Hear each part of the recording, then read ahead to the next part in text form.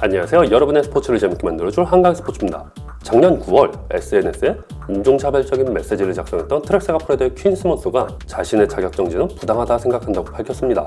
지난해 9월 트럼프와 조 바이든 사이의 미국 대선을 앞두고 한 사이클 저널리스트가 트위터에 글을 올렸는데요.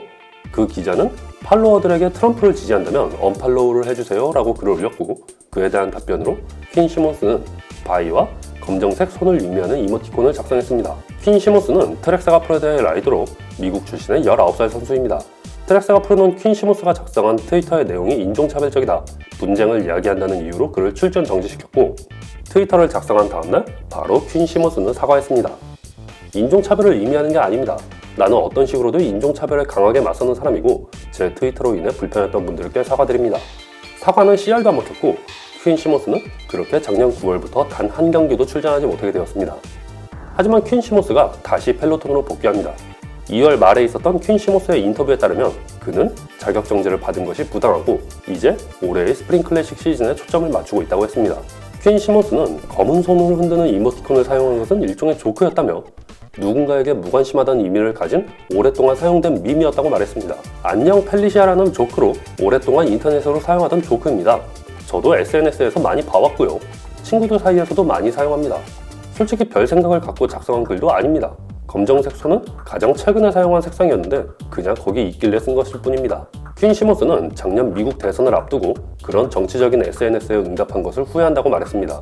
또한 그는 백인이 검정색 손 이모티콘을 사용하는 것이 왜 인종차별주의의 한 종류로 취급받는지 아직도 잘 이해하지 못하겠다고 말했습니다. 백인이 검정색 이모티콘을 쓰는 게 디지털 블랙페이스에 해당하는지 몰랐습니다. 솔직히 대다수의 사람들이 잘 모른다고 생각합니다. 저는 백인이고 트위터를 작성한 기자도 백인 기자였습니다. 그와 저 사이에는 인종차별에 대한 내용이 없었습니다. 많은 사람들이 트럼프를 싫어한다는 것은 알지만 그 트윗이 인종차별에 대한 내용으로 끌어질 줄은 전혀 생각도 못했습니다. 만약 대선 때가 아닌 2달 전에 있었던 일이라면 아무런 이슈가 되지 않았을 겁니다. 저는 이제 색깔이 들어간 이모티콘은 아예 쓰질 않을 겁니다. 트랙세가 프레드 측은 퀵 시몬스에 대해 온라인에 자신을 표현하는 방법에 대해 지속적으로 교육시키고 있다고 밝혔습니다. 퀸 시몬스는 스트라데 비앙케를 시작으로 트레노 아드리아티코, 밀란 살레모 등 다양한 클래식 시즌에 도전하겠다고 밝혔습니다. 언제나 말 조심, 손가락 조심입니다. 타데이 포가차가 월드투어 캘린더의 첫 번째 경기인 UAE 투어에서 종합 우승을 가져갔습니다. 작년 뚜르드 프랑스 우승자인 UAE 팀의 메르시의 타데이 포가차는 이네오스의 아담 예이츠를 35초 차이로 누르고 종합 우승을 확정지었습니다. 22살밖에 되지 않은 타데이 포가차는 UAE 투어의 7개 스테이지에서 긴장하거나 압박을 받는 모습을 보이지 않았습니다. 그는 이제 뚜르드 프랑스 우승자이기 때문에 팀원들에게 지시를 하는 역할이 많아졌냐는 질문에 그것은 자신의 스타일이 아니며 팀에는 자신보다 경험 많은 선수들이 많기 때문에 그들의 조언에 따른다고 말했습니다.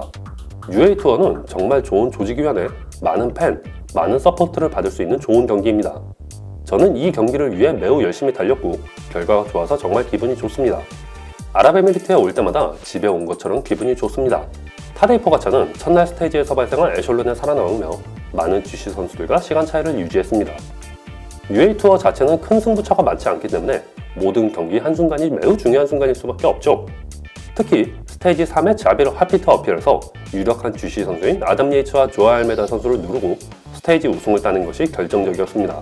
이제 타데이 포가차는 스트라데 비앙케와 티레노 아드리아티코 경기에 참가하며 올 시즌 힘찬 스타트를 하게 됩니다. 테크니컬 퀵스텝의 다비드 발레리니 선수가 2021 울룸헨 뉴스블라드의 우승을 차지했습니다. 벨기에 플랜더스 클래식의 시작을 알리는 이 경기는 유럽에서 열리는 첫 번째 월드투어 경기로 많은 주목을 받는데요. 울룸헨 뉴스블라드는 코블 클래식과 아르덴 클래식의 특징이 조금씩 섞이면서 일반적으로 마지막에 살아남는 가장 강한 선수가 우승을 하는 양상을 보여왔지만 올해의 울룸헨 뉴스블라드는 단체 스프린트로 마무리된 독특한 한 해였습니다. 약 200m 남은 상황에서 강력한 리드와 트레인을 형성한 킥스텝은 다베드 발레리니를 가장 먼저 출발시키며 그대로 승부를 마무리 지었습니다. 그 다음날 열린 크루네 브러셀 쿠라노에서는 트랙세가 프레드의 마즈 페더슨이 승리를 가져갔습니다. 작년 월드 챔피언이었던 마즈 페더슨은 마지막 1.7km 남은 지점에서 선두 그룹을 모두 잡아냈고 스프린트를 통해 클래식 시즌에 좋은 스타트를 보여주었는데요. UAE 투어에서 코로나 바이러스 이슈로 중도 퇴장한 매튜 반더폴은 하루 종일 공격적인 브레이크어웨이를 나섰으나 마지막 스프린트에는 참가하지 못했고 올해 첫 월드투어 팀에 합류한 이네오스의 톰 피드쿡은 3위로 포디엄에 오르게 되었습니다. 104회째 열리는 2021 지로 디탈리아의 코스가 공개되었습니다.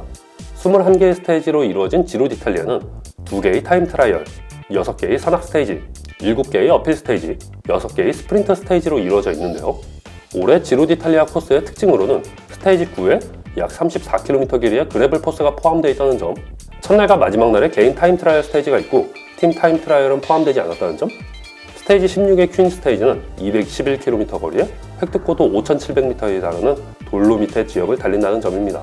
5월 9일 일요일부터 5월 30일까지 열리는 올해 첫 그랜드 투어는 총 길이 3,450km, 스테이지당 평균 거리 등 164km 거리입니다. 올해 104회째 열리는 지로 디탈리아는 핑크 저지가 세상에 공개된 지 90번째 에디션이며 이를 기념하기 위한 로고가 핑크 저지에 포함된다고 합니다. 작년 지로 디탈리아 우승자인 타우 게어그나트는 올해 지로에 참가하지 않으며 이네오스는 에간 베르나를 지로 디탈리아의 리더로 보낼 계획입니다.